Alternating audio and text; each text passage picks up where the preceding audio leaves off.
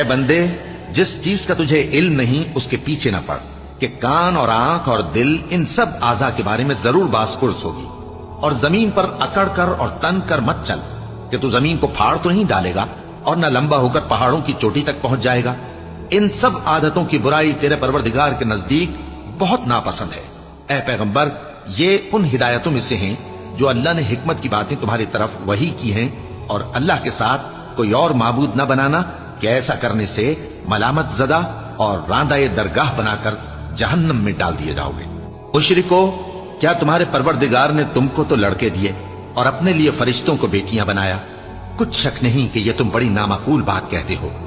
और हमने इस कुरान में तरह तरह की बातें बयान की हैं ताकि लोग नसीहत हासिल करें, मगर वो इससे और बिदक जाती हैं। कह दो कि अगर अल्लाह के साथ और माबूद होते जैसा कि ये कहते हैं, तो वो जरूर अर्श वाले की तरफ लड़ने भिड़ने के लिए रास्ता निकालते। वो पाक है और जो कुछ ये बकवास करते हैं उससे उसका रुतबा बहुत आली है।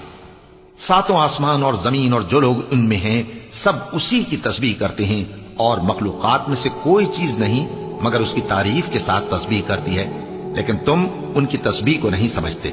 बेशक वो बुर्दबार है, गफ्फार है। और ए नबी, जब तुम कुरान पढ़ा करते हो तो हम तुम में और उन लोगों में जो आखिरत पर ईमान नहीं रखते छुपा हुआ पर्दा यानी हिजाब डाल देते हैं, और उनके दिलों पर भी पर्दे डाल देते हैं कि उसे समझ न सकें, और उनके कानों में सिक्ल पैदा कर देते हैं।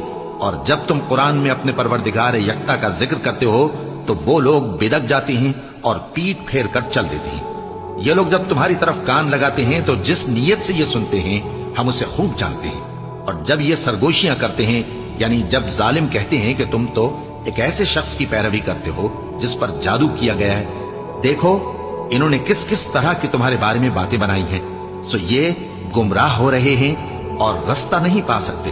और कहते हैं कि जब हम मरकर बोसीदा हड्डियां और चूर चूर हो जाएंगे तो क्या असर नौ पैदा होकर उठेंगे? कह दो कि खा तुम पत्थर हो जाओ या लोहा या कोई और चीज जो तुम्हारे नजदीक पत्थर और लोहे से भी ज्यादा सख्त हो, झट कहेंगे कि भला हमें दोबारा कौन जिलाएगा? कह दो कि वही जिसने तुमको पहली बार पैदा किया